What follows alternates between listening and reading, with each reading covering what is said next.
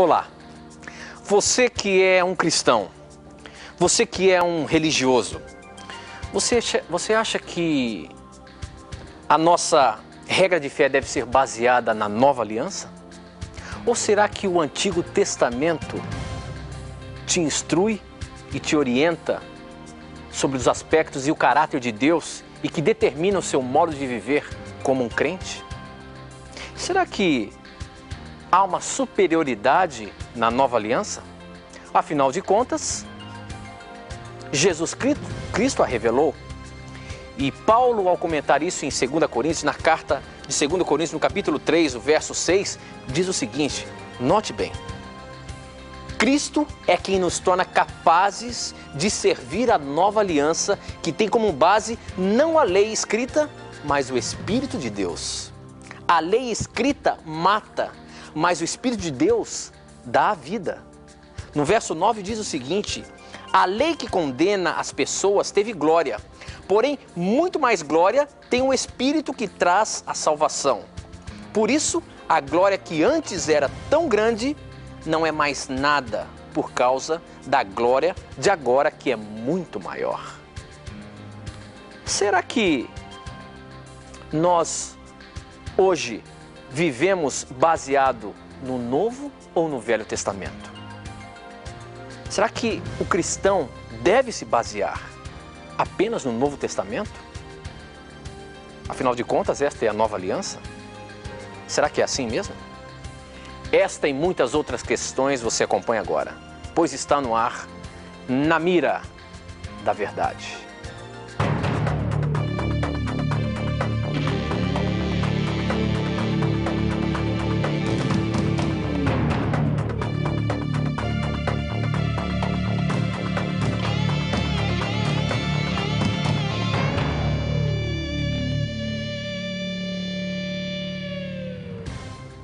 Olá, seja muito bem-vindo. Já estamos no ar, ao vivo, direto da Rede Novo Tempo de Comunicação, conectados com o Brasil e o mundo, através das ondas do rádio, da internet e da TV Novo Tempo espalhada por todo o nosso país. Obrigado pelo carinho da sua audiência, obrigado por você estar aí. Pra gente é um privilégio poder entrar um pouquinho na sua casa, entrar um pouquinho no seu carro, enfim, aonde quer que você esteja nos acompanhando. Obrigado por você permitir que a gente chegue aí um pouquinho mais perto de você para levar a palavra de Deus. É um privilégio poder falar do amor de Deus e responder questões que todos nós temos sobre a palavra dele.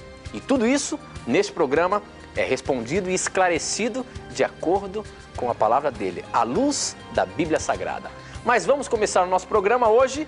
Hoje não, como sempre, né, professor? Cumprimentando você. Como é que passou aí o final de semana? Eu sei que você esteve em outros lugares aí. Como é que foi essa questão, professor? Você foi para onde? Um abraço ao amigo Tito, também ao nosso telespectador e ouvinte da Rádio Novo Tempo. Eu estive, amigo Tito, em Curitiba, no Paraná. Final de semana você não para, né, professor? Eu tô alguns fins de semana aí na estrada, não é? Vamos ver se ano que vem eu paro um pouquinho mais, né? Mas eu queria mandar aqui, Tito, eu tenho 350 abraços para mandar aqui. Rapaz, então não vai dar tempo de nem responder a pergunta aqui, professor. Tô brincando. Vou mandar rapidamente alguns abraços para umas pessoas queridas aqui. A primeira delas é o pastor Jefferson Fortes e a esposinha dele. Dois amigos queridos com quem eu estive em Curitiba. Deus abençoe a vocês. Um abraço para Daniele Rezende, de São José dos Campos. Daniel Alves, do Paraná. Ele é co-portor há 10 anos e trabalha para a Associação Central Paranaense. Um abraço também para Lourdes Quintino e para o seu filho Vicente Júnior, de Guarulhos. Um abraço para Lenira Ferreira de Lima, Osasco, São Paulo. Ela tem 77 anos e gosta muito do programa. Um abraço para o Antônio Tomasi, Ângela Amabile Tomasi, de Curitiba, Paraná. E para a Mariana e João Vitor. E um abraço também para a Camila, Vera Lúcia e Mauro, de Guarulhos. E o último abraço para Israel Henrique Cruz, que também conheci lá em Curitiba, um jovenzinho estudioso e pregador da Bíblia. Deus abençoe a todos vocês. Professor, tinha uma centena aí de abraços, né? Tinha uma centena, rapaz. Eu tenho que mandar um abraço também, mas eu vou mandar um abraço geral, que você falou tanto abraço aí que eu tenho que mandar um geral. Eu queria mandar um abraço todo especial para a cidade de Ourinhos, que está acompanhando a programação da Novo Tempo. Obrigado você aí de Ourinhos, que está nos assistindo e que ligou aqui pra gente, pedindo para quem mandasse um abraço para toda a cidade de Ourinhos. Um abraço a vocês que nos acompanham através da TV Novo Tempo e canal aberto aí em Ourinhos. Mas, professor, Veja bem, nós começamos o programa aqui sobre uma dúvida que tem sido constante. Afinal de contas, hoje nós vivemos baseados no Novo Testamento ou no Velho Testamento? Sabe por que eu pergunto isso, professor? Esse texto que eu li aqui na abertura do programa é um texto bastante forte, viu? E fala sobre a nova aliança. E eu queria até ler aqui para a gente contextualizar a nossa pergunta, para você responder isso para a gente, que isso é muito importante. Porque hoje, muitos de nós achamos que a nossa vida cristã deve ser baseada na nova aliança. Porque esse texto aqui nos dá a entender isso, professor. E eu queria que você me explicasse exatamente o que fala aqui a Bíblia Sagrada. Ok. Paulo, na segunda carta aos Coríntios, no capítulo 3, a partir do verso 6, diz o seguinte: é Cristo quem nos torna capazes de servir a nova aliança, que tem como base não a lei escrita, ou seja, o Velho Testamento, mas o Espírito de Deus. A lei escrita mata, mas o Espírito de Deus dá vida. Continuando no verso 7, quando a lei que traz a morte foi gravada em placas de pedra, a glória de Deus apareceu e o rosto de Moisés ficou brilhando. O brilho do seu rosto já estava desaparecendo quando ele entregou as placas ao povo de Israel. Mas mesmo assim, esse brilho era tão forte que os israelitas não podiam fixar os olhos em Moisés. Se o domínio da lei veio com tanta glória, quanto maior ainda é a glória que acompanha o domínio do Espírito de Deus. A lei que condena as pessoas teve glória, porém, muito mais glória tem o Espírito que traz a salvação, pois a glória que antes era tão grande não é mais nada por causa da glória de agora, que é muito maior. De modo que se houve glória naquilo que durou somente um pouco de tempo, muito mais glória tem aquilo que dura para sempre. E porque temos essa esperança, agimos com toda a confiança. Nós não fazemos como Moisés, que cobria o rosto como um véu para que os israelitas não pudessem ver o seu brilho, que estava desaparecendo. Mas ele não queria compreender até hoje, ou melhor, mas ele não queria compreender. E até hoje, quando eles leem os livros da antiga aliança, a mente deles está coberta com o mesmo véu. E esse véu só é tirado quando a pessoa se une com Cristo. Mesmo agora, quando eles leem a lei de Moisés, o véu ainda cobre a mente deles, mas o véu pode ser tirado, como dizem as Escrituras Sagradas. O véu de Moisés foi tirado quando ele se voltou para o Senhor. Olha só, professor, esse texto aqui, ele é um pouco grande, mas acontece que ele começa a mostrar para a gente que parece que a velha aliança não tem mais valor. A lei que foi cravada em pedras não tem mais valor. O que Paulo queria dizer com isso, professor? Eu não consegui entender isso. Tu quer ver, amigo Tito, realmente esse é um dos textos mais usados contra a lei de Deus. O que acontece na interpretação desse texto é o seguinte: as pessoas muitas vezes confundem a palavra lei com a palavra véu que se encontra aqui nesse texto. O que Paulo está fazendo em 2 Coríntios 3? Ele está mostrando a superioridade do novo concerto em relação ao antigo concerto. Vamos explicar o que é o concerto. O concerto é a aliança, é o pacto que Deus fez em salvar o ser humano. A antiga aliança, o antigo pacto, ele era baseado, não é, na fé que o indivíduo expressava em Deus por meio do sacrifício do cordeirinho. A nova aliança ou o novo pacto, a pessoa expressa a sua fé em Deus por meio do sangue do Cordeiro Jesus que morreu por nós. Então essa é a diferença básica. E para Paulo mostrar a superioridade do novo acordo de Deus em salvar o ser humano agora por meio de Jesus que veio, ele está mostrando aqui uma função negativa da lei. Em que sentido? No versículo 7 de 2 Coríntios 3, ele mostra, ele chama, a lei de ministério da morte. Por que ministério da morte? O verso 9 explica: porque se o ministério da condenação foi glória, em muito maior proporção será glorioso o ministério da justiça. Então, o ministério da morte é chamado de ministério da condenação no verso 9. Por quê? Porque a lei de Deus ela mostra que você e eu somos pecadores e por isso a lei nos condena à morte eterna. Então Paulo, na verdade, ele não está abolindo a lei de Deus, ele está simplesmente mostrando aqui que a função negativa da lei, que é condenar o pecador. E aí ele argumenta o seguinte: se Moisés, ao descer do Monte Sinai, por ter contemplado as placas da lei, tinha uma glória no seu rosto por ter mantido contato com Deus e com as tábuas da lei, imagine a glória da qual nós podemos desfrutar se nós contemplarmos para a graça de Jesus Cristo. Agora, professor, você há de convir comigo que a gente lendo o texto dá a entender que Paulo está desfazendo da lei. Porque Sim. parece isso. Quando ele fala lá que não tem mais glória, ele querendo exemplificar que a glória de Moisés ali foi acabando quando ele entregou as leis que foram cravadas em pedras. E mais, quando ele começa a falar que a glória foi acabando, Moisés começou a se esconder porque ele não queria mostrar o rosto. Ele está praticamente depreciando, não é não? Aqui é o seguinte, Tito, aqui entra naquele segundo aspecto que eu falei. As pessoas confundem a palavra lei com a palavra véu. Quando Paulo fala aqui, ó, no versículo 14, que em Cristo é removido, o que é removido aqui não é a lei, o que é removido é o véu. O que isso significa? Da mesma forma que Moisés tinha um véu no rosto, que impedia de as pessoas verem a glória do rosto dele por ter mantido contato com a divindade, Paulo está dizendo, Tito, o seguinte, que muitas pessoas têm um véu espiritual na frente do seu rosto, que impedem elas de verem que o centro da Torá, da lei de Moisés, é Jesus Cristo. Então, o que é removido por meio de Cristo não é a lei de Deus da vida do indivíduo. O que é removido é o véu espiritual que impede a pessoa de ver a Cristo na Torá. Então, não pode se confundir aí a palavra lei com a palavra véu, que é algo totalmente diferente, inclusive no original grego.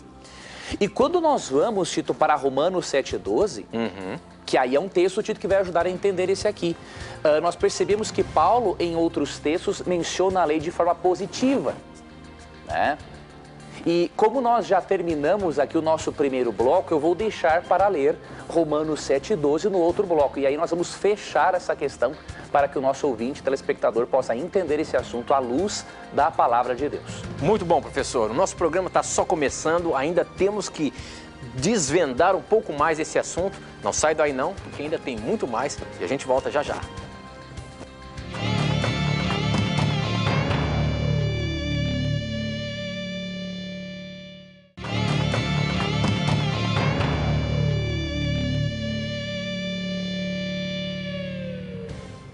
Já estamos de volta e logo depois desta resposta eu vou dizer como que você faz para participar aqui do programa Na Mira da Verdade, mandando as suas perguntas e os seus questionamentos, tá bom?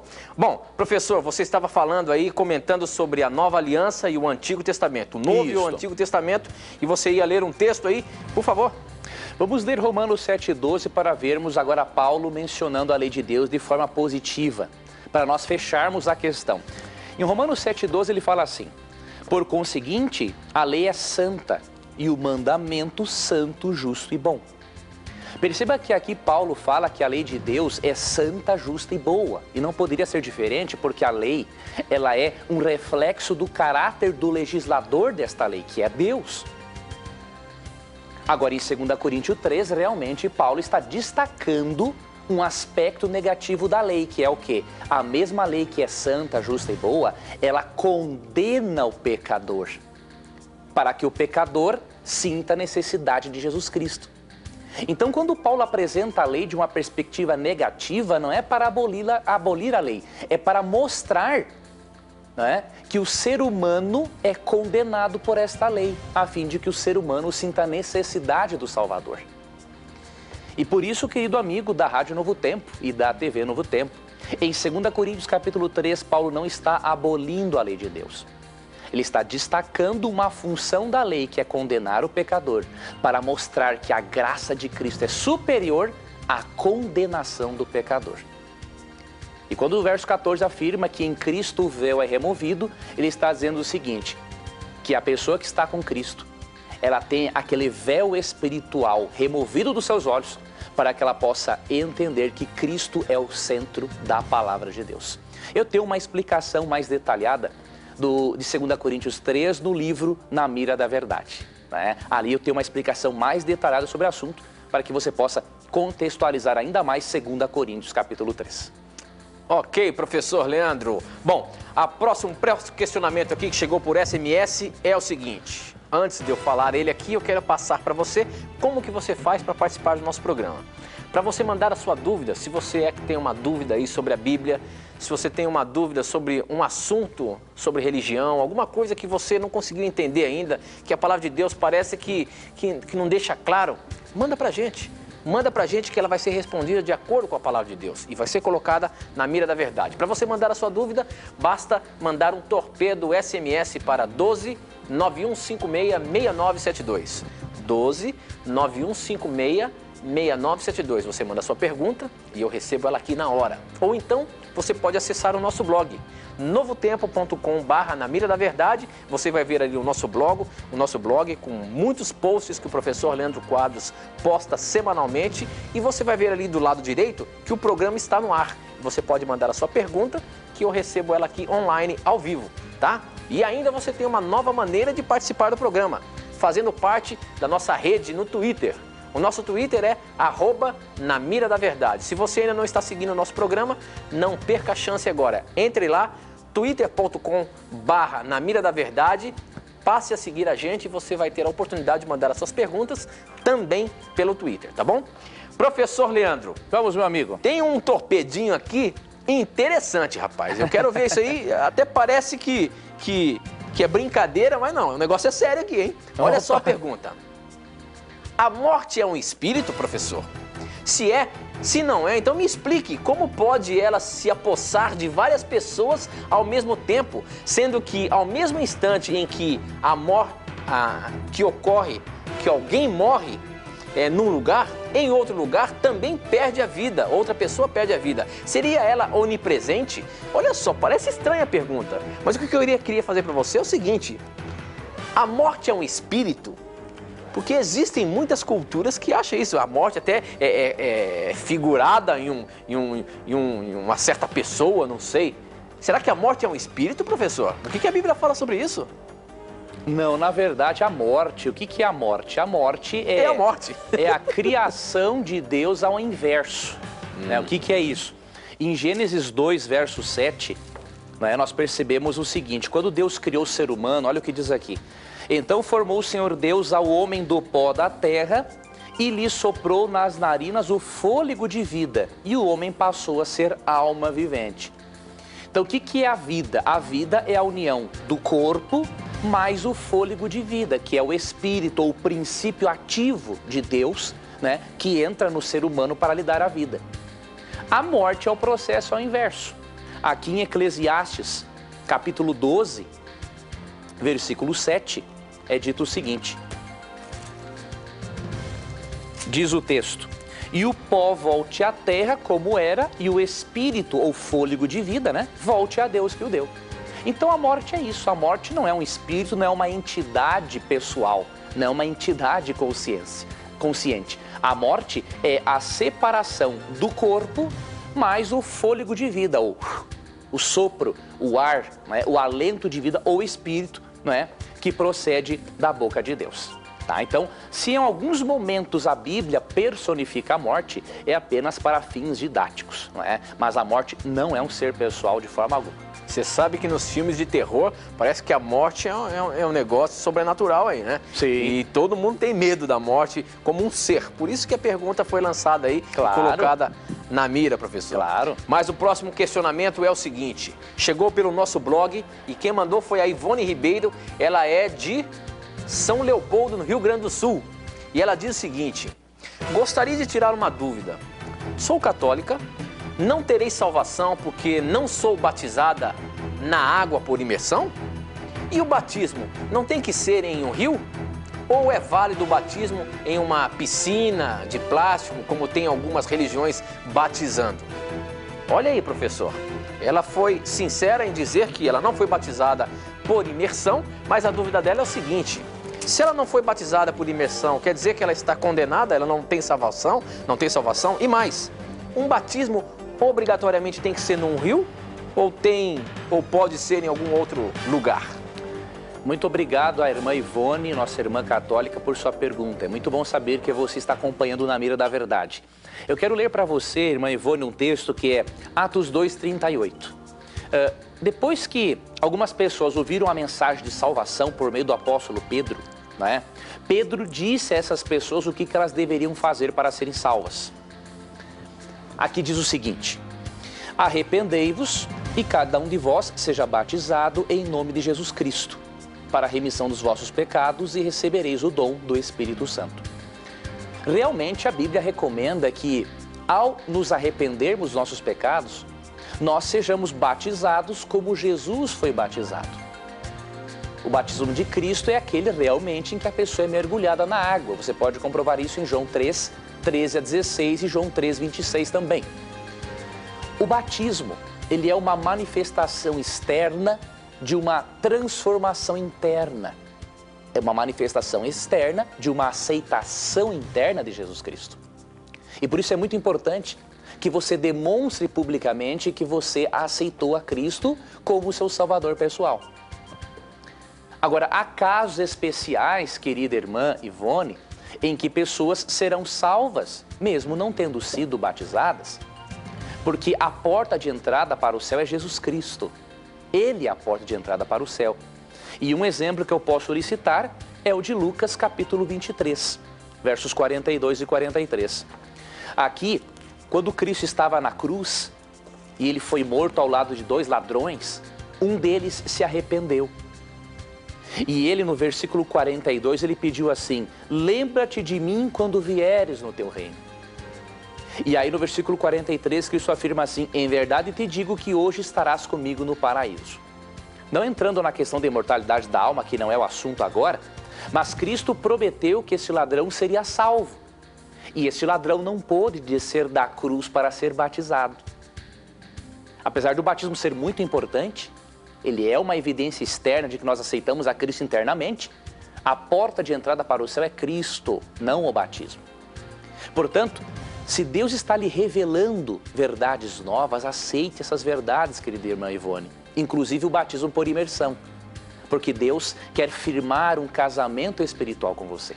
E parabéns por você estar disposta a aceitar a vontade de Deus. Quanto ao batismo no rio, não há na Bíblia obrigatoriedade quanto a isso. A palavra batismo, no grego baptizo, significa mergulhar. E, portanto, o que importa é a pessoa ser mergulhada na água. Nós temos uma evidência, inclusive, arqueológica disso. Quando igrejas cristãs antigas foram encontradas pelos arqueólogos, foram encontrados tanques batismais nos fundos dessas igrejas. O que demonstra que os próprios cristãos bem antigos, não é? Eles entendiam que o importante é ser mergulhado na água e não se a água é corrente ou deixa de ser corrente.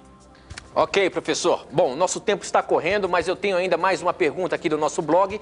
Quem mandou foi a Bruna, ela é de Garça, São Paulo. Garça também, nós temos lá canal aberto e ela está acompanhando a gente aí. E a pergunta é a seguinte: professor, como que a gente pode provar para uma pessoa, por exemplo, que a Bíblia ela é verdadeira?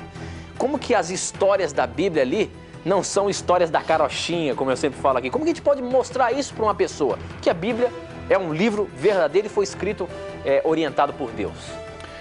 Olha, aqui tem uma questão interessante e também muito profunda, né? Nós não teríamos tempo para falar de todas as evidências, mas eu vou citar de forma geral. Se você vai falar com uma pessoa que não crê na Bíblia, é claro que você não vai poder pegar, por exemplo, 2 Timóteo 3,16. Lá diz assim: toda a escritura é inspirada por Deus e útil para o ensino. Tudo bem, o texto diz, mas a pessoa não crê na Bíblia. Então você tem que usar outros recursos para mostrar que a Bíblia é importante, que a Bíblia é a palavra de Deus. Alguns deles eu vou lhe dar uma dica. Primeiro, mostre os cumprimentos proféticos da Bíblia. Você pega, por exemplo, Daniel capítulo 2, que fala do surgimento dos 4 grandes impérios mundiais, Babilônia, Medo-Pérsia, Grécia e Roma, e compara Daniel capítulo 2 com um bom livro de história que fale do surgimento dos impérios mundiais. Aí a pessoa vai perceber, poxa vida, como que este livro descreve a história antes de a história existir. Então isso é uma coisa importante. Outro detalhe, você pode também utilizar evidências científicas da Bíblia, ou seja, as afirmações científicas. Apesar de a Bíblia não ser um livro científico, ela contém algumas antecipações científicas, como por exemplo, em Jó capítulo 28, versículo 25, você encontra aqui um texto revelador. Isso aqui foi escrito há mais de 3.000 anos atrás. Entretanto, em Jó capítulo 28, 25, diz o seguinte. Olha que antecipação científica interessante essa aqui, ó. Quando regulou o peso do vento e fixou as medidas das águas. Como que uma pessoa, mais de 3.000 anos atrás, sabia que o ar tem peso? Entendeu? Então é bom você mostrar isso. E a outra forma de você mostrar que a Bíblia é relevante é você mostrar às pessoas o quanto a Bíblia faz a diferença na sua vida. O quanto a Bíblia lhe torna uma pessoa melhor. Este é o argumento, para mim, não é? Este é o argumento mais importante, mais forte. O poder transformador da Bíblia na vida de uma pessoa. Ok, mas a gente vai ter que ir para o intervalo, mas antes disso eu queria colocar o seguinte questionamento. Quem mandou isso foi o Tiago, ele é de Joinville, Santa Catarina, ele perguntou o seguinte: como ter certeza que os textos bíblicos não foram adulterados por Constantino e seus bispos? Não estou falando dos livros apócrifos, e sim dos textos bíblicos. Então isso você vai responder já já, depois do intervalo, tá bom? Não sai daí não, a gente volta já.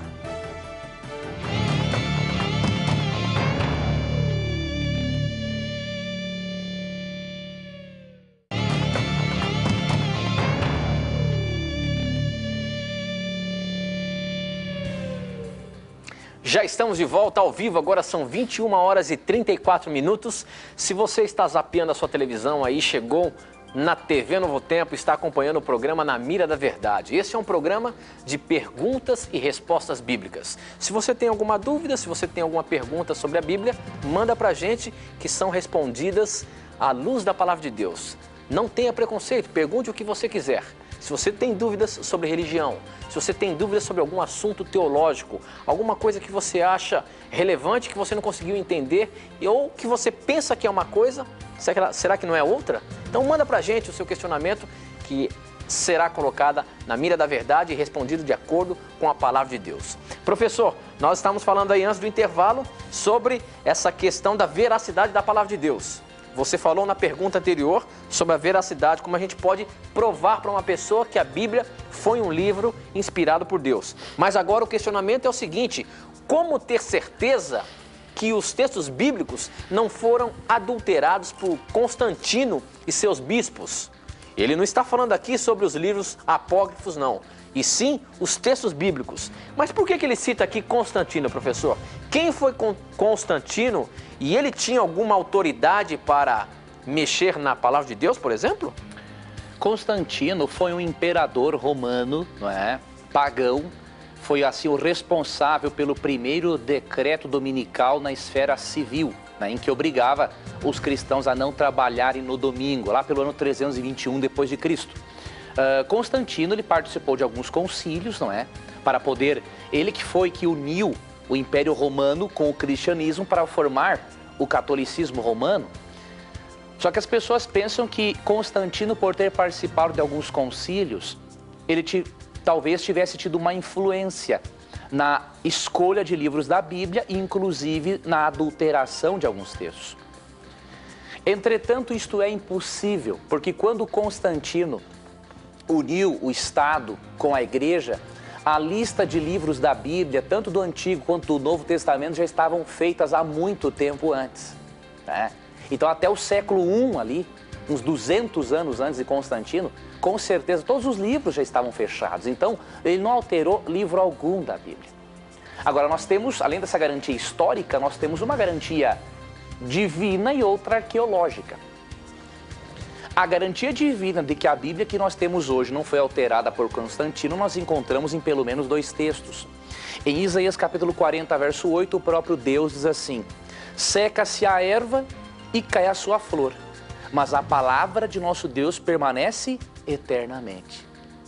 Então não importa o que Constantino tenha feito, não importa que a França tenha tentado há séculos atrás destruir a Bíblia, na Revolução Francesa, a palavra de Deus permanece eternamente, ninguém pode alterá-la. E em Mateus capítulo 5, versículo 18, Cristo falou o seguinte: até que o céu e a terra passem, nenhum i ou um tio jamais passará da lei, até que tudo se cumpra.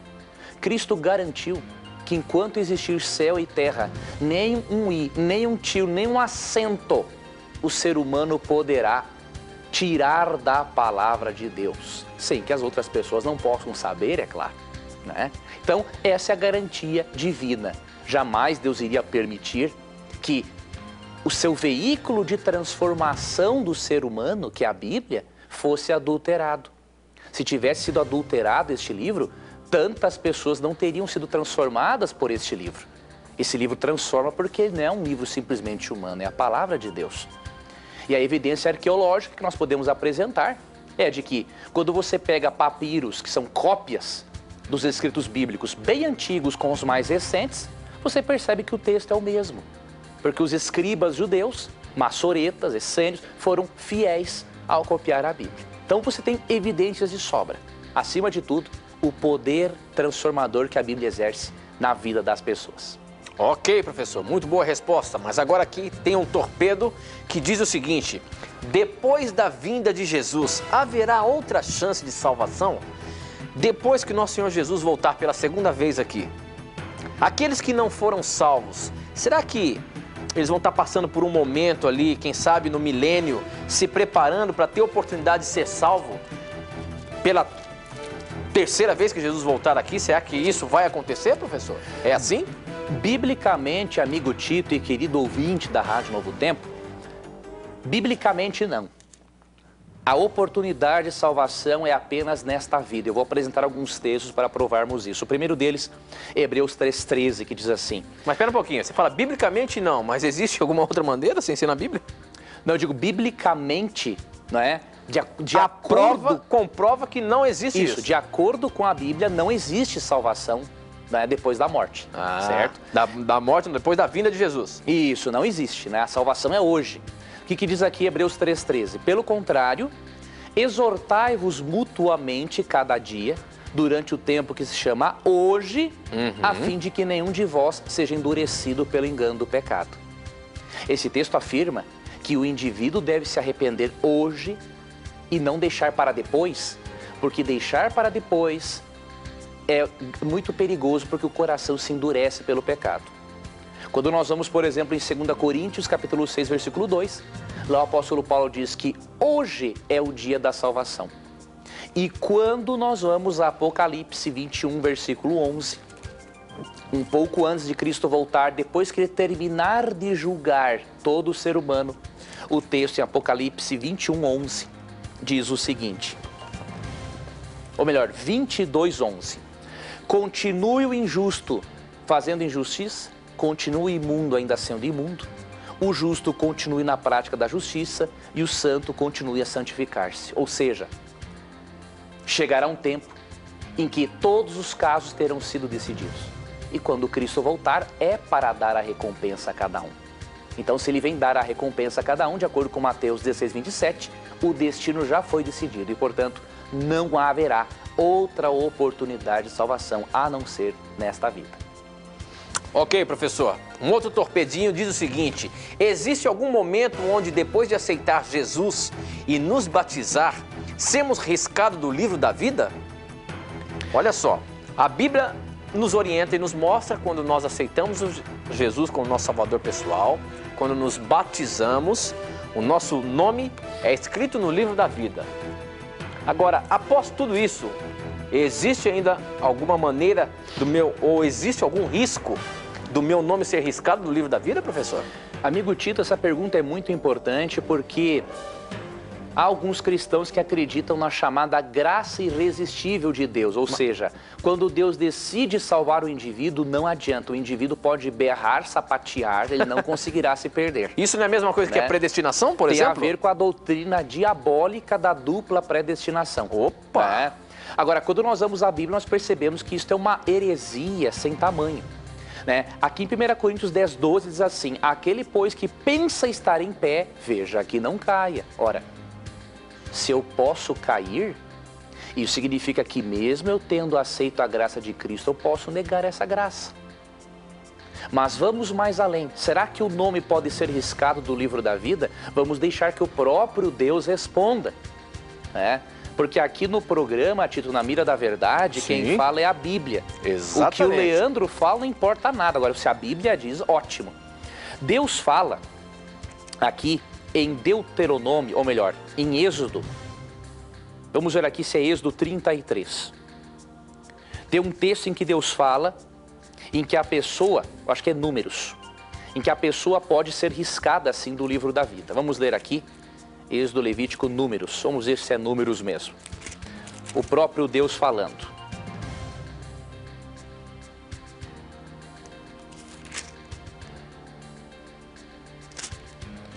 Números 31.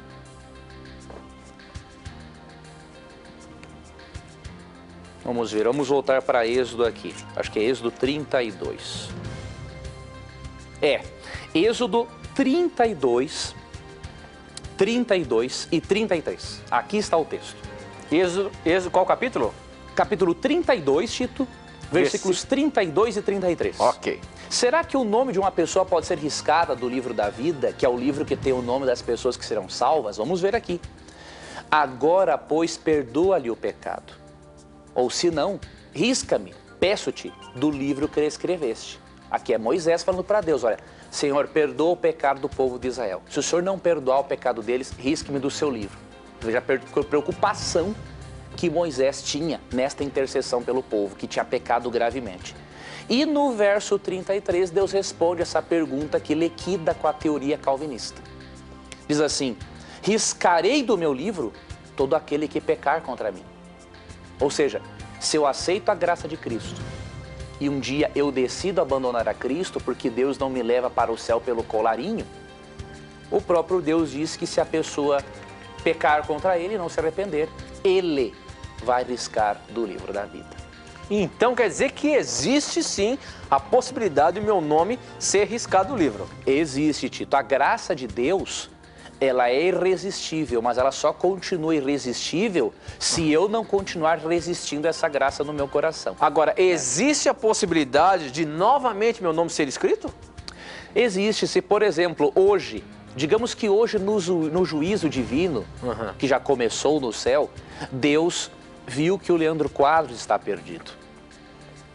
Mas amanhã o Leandro Quadros se arrepende dos seus pecados e segue a Cristo de coração. O veredito pode mudar, por quê? Porque Cristo ainda não saiu do santuário celestial para buscar o ser humano. Então, enquanto Cristo estiver no santuário celestial, todo telespectador e ouvinte tenha a grande oportunidade de dizer um sim para Jesus Cristo. Este é um assunto que a gente pode explorar um pouco mais, hein, professor? Segura que as perguntas vão chegar sobre isso. Mas eu queria agora, neste momento, apresentar mais uma vez para você o nosso presente que todas as semanas aqui nós oferecemos. Essa revista aqui, Verdades para o Tempo do Fim. É uma revista que também é um estudo bíblico. Deixa eu mostrar ela mais de pertinho aqui para você dar uma olhadinha. Para você receber essa revista aí na sua casa, é só você acessar o nosso blog, novotempo.com/na Mira da Verdade. Você vai ver ali que tem um espaço para você preencher com todos os seus dados e você vai receber aí na sua casa gratuitamente. E é uma bela revista que tem 16 temas aqui. Deixa eu ler algum deles para você. Verdades para um mundo assustado. Quer ver um outro? Onde Deus está quando as tragédias acontecem? E tem outros muito interessantes. A essência do cristianismo, a um passo da liberdade. Deixa eu ver um outro tema legal aqui. Um dia a ser lembrado, falando sobre o sábado. O que quer dizer realmente isso na Bíblia? Você vai aprender muito fazendo este curso bíblico aqui, que é muito bonito. Você pode levar para qualquer lugar. É uma revista fácil de você levar ela para... Você pode levar ela para o seu trabalho. No momento que você está indo no ônibus, indo para o trabalho, você pode estar vendo ela. Tenho certeza que você vai gostar muito dessa literatura e mais, vai aprender muito sobre a palavra de Deus. O livro que a gente costuma dizer aqui que é o nosso manual de sobrevivência. E a gente precisa aprender mais sobre esse livro nos dias em que vivemos, tá bom? Então não perca tempo, faça como mais de 50 mil pessoas que através desse programa já receberam essa revista, Verdades para o Tempo do Fim. É gratuita. Entre lá no nosso blog, Na Mira da Verdade, novotempo.com/na Mira da Verdade e acesse e peça hoje mesmo o curso bíblico. Professor, Vamos, Tem uma amigo. pergunta interessante aqui. Olha só, essa daquelas capciosas que a gente bate aqui na mira. E olha que é interessante mesmo. Eu queria ver como é que você sai dessa, professor. A pergunta é a seguinte. Chegou pelo nosso blog, quem mandou foi o Dirceu. Ele é de Curitiba, Dirceu Ramos dos Santos. E ele pergunta o seguinte. Se os homens viviam em média 900 anos até o dilúvio, e se eu pegar 4 gerações, por exemplo, já não daria mais de 4.000 anos? Como eu calculo, por exemplo, o tempo da Terra? Porque a gente geralmente fala aqui, professor, que mais ou menos a Terra tem cerca de 6.000 anos.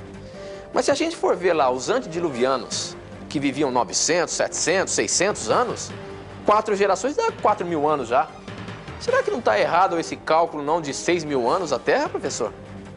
Quer ver uma coisa? Realmente a Terra, ela tem assim, a vida, não diríamos, nos referimos às rochas e tudo mais, mas a vida em torno de 6.000 anos. Alguns estudiosos creem 7.000 anos. No que eles se baseiam? Eles estudam algumas cronologias bíblicas em que mencionam, não é, pessoas de forma sequencial, patriarcas e tudo mais. Só que nós temos que ser assim prudentes num aspecto. A Bíblia não se preocupa com cronologia, em nos dar uma data para o mundo, né? Nós não poderíamos pegar por aí somando cronologias e tudo para encontrar uma data exata da vida neste mundo, porque a Bíblia não tem esse propósito, certo? Então a Bíblia não se preocupa com isso. Nós podemos, assim, através de outros estudos, algumas análises de cronologia bíblica, termos uma ideia. Mas eu aqui especular para você precisar isso ou aquilo não tem como. Até mesmo porque a Bíblia realmente ela não tem o propósito de fazer isso. Ok, professor. Uma outra pergunta pelo nosso blog. Sabemos que tudo tem o seu tempo.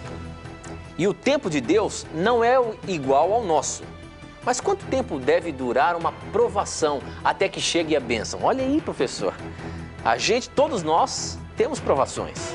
Uns mais, outros menos, não sei. Agora, até quanto eu tenho que ser provado para receber a bênção? Parece que eu peço e a minha oração não passa do teto. O que acontece, professor? Por que muitas vezes a bênção demora para chegar na nossa vida? Olha, essa é uma questão interessante. Tem um texto aqui que eu quero encontrar para nós, que eu creio que está em 1 Coríntios, capítulo 3. 1 Coríntios, capítulo 3. Rapaz, é muito texto na sua cabeça, hein, professor? Pois então, rapaz, a gente tenta gravar aí, né, para poder estudar com o nosso telespectador e ouvinte. Eu encontrei aqui, amigo Tito, um texto que é 1 Coríntios 3, 13, né? Que aqui diz o seguinte: manifesta se tornará a obra de cada um, pois o dia mostrará, porque está sendo revelada pelo fogo. E qual seja a obra de cada um, o próprio fogo aprovará. Então a Bíblia menciona as provações do ser humano como comparadas a um fogo provando o ser humano. Da mesma forma que o fogo prova o ouro, purifica o ouro, muitas vezes as provações nos purificam no nosso caráter. Agora, determinarmos quanto tempo passaremos por uma aprovação, nós não temos como determinar. Vai depender da nossa resposta a Deus. Deus não quer que nós soframos. Deus não quer que passemos por dificuldades. Mas muitas vezes Deus permite que passemos por essas dificuldades porque nós as escolhemos. E porque tais dificuldades muitas vezes serão o único instrumento de Deus, porque nós quisemos assim, para que Ele purificasse o nosso caráter e tivéssemos um caráter melhor. Eu, por exemplo, eu tenho certeza que muitas coisas que eu aprendi sobre a vida não teria aprendido sem passar por sofrimentos. Por quê? O problema não está com Deus, o problema foi com o meu coração pecaminoso endurecido. Agora, agradeçamos a Deus pelas provações, porque através delas nos conhecemos melhor e podemos, inclusive, nos tornarmos pessoas melhores. Tá? Então, não se assuste com a provação. Até aqui em Hebreus, capítulo 12, tem um conselho interessante. Quando nós pecamos e precisamos de certa repreensão de Deus, olha o que diz aqui Hebreus 12, 5. Filho meu, não menosprezes a correção que vem do Senhor, nem desanimes quando por ele és reprovado. porque o Senhor corrige a quem ama e açoita a todo filho que recebe. Aceite isso pela fé e você verá resultados maravilhosos na sua vida. Muito bem, agora a gente está vendo aqui os nossos amigos tuiteiros que estão conectados com a gente aqui. Tem muita gente conectada com a gente. Muita gente conectada aqui no Twitter. E eu queria fazer uma pergunta agora do Twitter aqui para o professor. Essa é interessante. Olha só, professor. O fato de Cristo manifestar-se 5 vezes no primeiro domingo e outra vez no domingo seguinte, não quer dizer que nós devemos guardar o domingo, por exemplo? Quando Jesus veio aqui, depois que ele ressuscitou, ele apareceu no domingo. E depois no outro domingo também. Isso não seria algum tipo de fundamento para a guarda do domingo, por exemplo? Realmente muitos cristãos tentam encontrar nas aparições de Cristo prova de que o domingo se tornou um dia santo, mas isso é uma falta de argumento bíblico tremenda. Porque Cristo, a divindade, apareceu para as pessoas em outros dias da semana também, mas isso não santifica um dia. O que santifica um dia não é a presença de Deus em um evento naquele dia, mas é a presença integral de Deus naquele tempo, por exemplo. Quando você lê Gênesis 2, 1 a 3, você percebe que a presença de Deus no tempo, durante 24 horas, fez com que ele santificasse o sábado. A aparição de Cristo no domingo não santificou o domingo, não tem um texto bíblico que diga isso. Por exemplo, que os apóstolos não tinham o propósito de mostrar que Cristo mudou o dia de guarda por aparecer os apóstolos nesse dia, nós encontramos, por exemplo, aqui em João capítulo 20. Vamos ler aqui esse texto, esse é um texto interessante. João 20, 19. Quando Cristo apareceu aos discípulos no domingo, será que os discípulos estavam reunidos para adorar a Deus ou para guardar o domingo? Vamos deixar que a Bíblia nos responda. Ao cair da tarde daquele dia, o primeiro dia da semana, trancadas as portas da casa onde estavam os discípulos, com medo dos judeus, veio Jesus, pôs-se no meio deles e disse-lhes: paz seja convosco. Veja, eles não estavam aqui para adorar a Jesus no domingo. Eles estavam aqui reunidos com as portas trancadas porque estavam com medo de quem? Dos judeus. Cristo havia sido morto e era natural que eles pensassem o seguinte: os seguidores de Cristo também serão mortos, poderão até ser pendurados de uma cruz. Então a Bíblia não tem propósito algum, querido telespectador e amigo ouvinte, de mencionar a santificação do domingo. A Bíblia não se preocupa em falar nada a respeito de santificação do domingo, mesmo porque Isaías 58, 13 diz que o dia do Senhor é o sábado. Marcos 2, 27 e 28 diz que o dia do Senhor é o sábado. Então vamos acreditar na Bíblia e não nessas conjecturas humanas fundamentadas em argumentos de alguns pais da igreja, sendo que os pais da igreja não são a nossa regra de fé. A nossa regra de fé é a Bíblia somente. Muito bem, professor. E eu queria aproveitar e mandar um abraço muito carinhoso para os nossos telespectadores, os nossos irmãos da Igreja Católica, os nossos irmãos da Igreja Quadrangular, irmãos da Assembleia de Deus que acompanham o nosso programa, pessoas, irmãos da Igreja Presbiteriana, da Igreja Batista. Todos vocês são muito bem-vindos. Este programa tem o objetivo de apresentar a Bíblia Sagrada. As dúvidas que são levantadas aqui são dos nossos telespectadores, para saber o que a Bíblia fala a respeito de determinado assunto ou de determinada dúvida. Muito obrigado pelo carinho da sua audiência. E eu queria mandar um abraço todo especial para o Japão, que está nos acompanhando aí através da internet, acessando o site da TV Novo Tempo e acompanhando ao vivo o programa. Agora lá são 21 horas, não, lá são 9 horas e 56 minutos. E nós temos aqui um tuiteiro que eu tenho certeza que ele é do Japão aqui, ó. Deixa eu ver, ih, rapaz, já veio um monte, que sumiu o seu tweet aqui? O Shao, deixa eu ver a pergunta dele. Ai, ai, ai, chegaram um monte de perguntas aqui e sumiu a pergunta dele aqui agora. Só um minutinho que eu vou achar, professor. Achou aqui, segundo. Ó. O Shadal, e ele diz o seguinte: existem algumas diferenças entre as Bíblias da Igreja Católica, Evangélica e entre outras? Existem diferenças de Bíblia, professor? Na verdade, a única diferença... A gente tem só 2 minutinhos, viu, professor? Ok. A única diferença estão nos chamados livros apócrifos, ou seja, livros cuja autoria não foi revelada. livros que não foram inspirados por Deus. Isso tem em algumas Bíblias? Sim, nas Bíblias católicas existem esses livros, só que esses livros não foram inspirados por Deus, né? São livros que não batem com os outros livros da Bíblia, foram acrescentados, não é, na Bíblia católica, no Concílio de Trento, não é? Ali no século XVI, não é? Por influência, né, dos líderes da igreja naquela época, então foi acrescentado depois, não tem nada a ver. Agora, dê exemplos desses livros aí, professor. Tem Macabeus, primeiro e segundo Macabeus, Tobias, Judite, não é? Acréscimos ao livro de Esther, não é? Então são um total de 8 livros. E você percebe uma coisa interessante, a Bíblia, a palavra de Deus, ela não precisa de nada para completá-la. Agora, infelizmente, foram acrescentadas algumas coisas para apoiar algumas doutrinas erradas, como, por exemplo, segundo o Macabeus ali 12, 46 e 47, apoia a chamada oração pelos mortos, não é? E também fala que dar esmolas purifica do pecado. Isso é uma heresia, não combina com a Bíblia. Agora, o outro texto da Bíblia, tirando os apócrifos, você pode pegar, por exemplo, os 10 mandamentos numa Bíblia protestante, e numa Bíblia católica é a mesma coisa. Os eruditos se preocupam, tanto católicos como protestantes, eles se preocupam ao máximo em traduzir a Bíblia corretamente dos originais, mesmo que hajam alguns errinhos, algumas falhas da parte do ser humano. Muito bem, professor. Hoje eu queria mostrar aqui, nós temos 2 visitas que vieram nos prestigiar com a sua presença e são de longe, hein? Opa. Eles são lá de Macapá. Olha só, professor, eles estão no Amapá e eles vieram aqui conhecer o programa e ver se o programa realmente é ao vivo. Um abraço Nós aos estamos nossos aqui amigos. com a Cristina e o Alessandro, que vieram nos assistir. Muito obrigado pelo carinho da presença de vocês aqui, viu? E mande o nosso abraço carinhoso para os nossos telespectadores lá do Macapá, tá bom?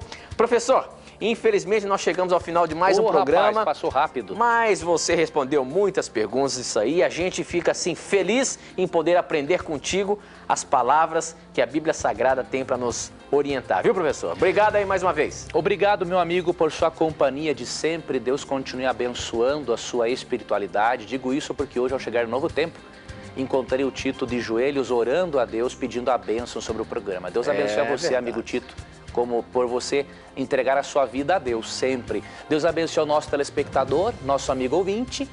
E lembre-se de uma coisa, sempre que você tiver a coragem de perguntar a Bíblia, terá coragem de lhe responder. Um abraço e que Deus lhe abençoe. Lembre-se, no nosso programa sempre o seu questionamento vai estar na mira da verdade. A gente se encontra ainda daqui a pouquinho pelo Twitchcast. Um abraço, tchau!